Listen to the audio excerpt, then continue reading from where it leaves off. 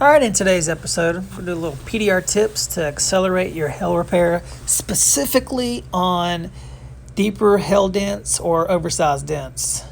Example right here. So, to start off, if you would, subscribe to the channel, leave a comment after the video if you liked it. If you didn't like it, let me know your thoughts. And so, starting it off, this is what we use, a Stuckey light. It's a mini light. I use it to start off deeper dents. And here is the website, stuckytools.com. He has red, blue. Batteries are great. It lasts a really long time. You can see right here. You can see the bottom of that deeper dent. You can still see the bottom of the dent, but not as easily as you can with the Stuckey light. What I'm using here is an A1 double bend rod. It's a 24-inch with a Dent Craft R4 cherry tip to start off the dent. I like to use softer tips. That way there's no push marks and I can move a lot more metal at once. So as you can see here, putting the Stuckey light up close to the dent makes the dent appear to be smaller, and you can see the bottom of the dent much easier. As you can see with the regular hell lights, it looks bigger and now it looks smaller. And that's why I like using the Stuckey Mini light to start off my deeper dents, because it allows me to see the pit or the center of the dent much easier. And when you make things easier for yourself, you can be more efficient, more productive, and thus make more money. So I'm slowly pushing the center up with the R4 cherry tip, and pretty much got it within like 6-7 pushes to where it's almost gone, as you can tell there. But once you move the light, ooh, see a nice little high spot there I created. No big deal. I'm just gonna get my favorite knockdown tool, which is one I actually made from a punch and chisel set that I got from Home Improvement store. Just tap down that little high spot real quick.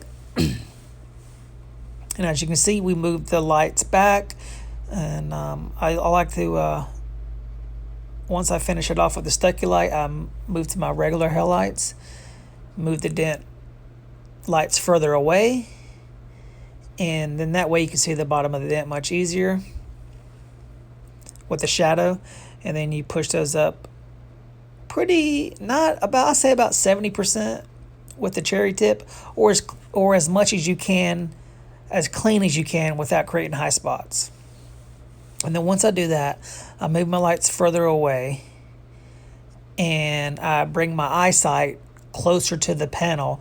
So 12 o'clock will be looking directly down perpendicular at the dent, and 3 o'clock would be looking completely parallel to the dent.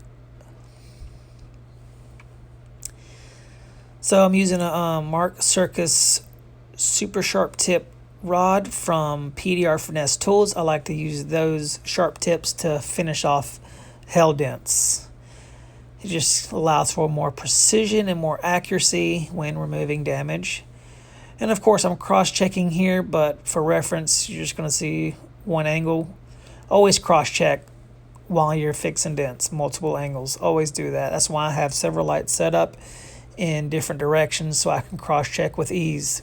And as you can tell, I double stack my lights, which allows me to repair the dents much quicker as well, without having to move your lights back and forth, which is a time saver and allows you to be more efficient and productive. So I'm just cleaning up all the little low gray areas, which is the low spot. So I moved my light back and I brought the camera down lower so you can see. So I'm just cleaning it up. And I mean, it's really that easy. Once you practice and develop a skill for it and a feel for where your tip's at on the panel,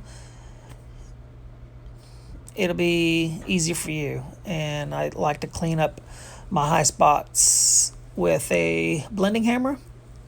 And this tip here I've had since 2017. It's a match grade tip from, I believe, Dead On Dent Tools. I bought 2 of them, and I still have both of them, and I've been using them for 3 hell seasons straight. 4, 17, 18, 19, 20. As always, guys, thanks for watching the video. Subscribe. Have a great day.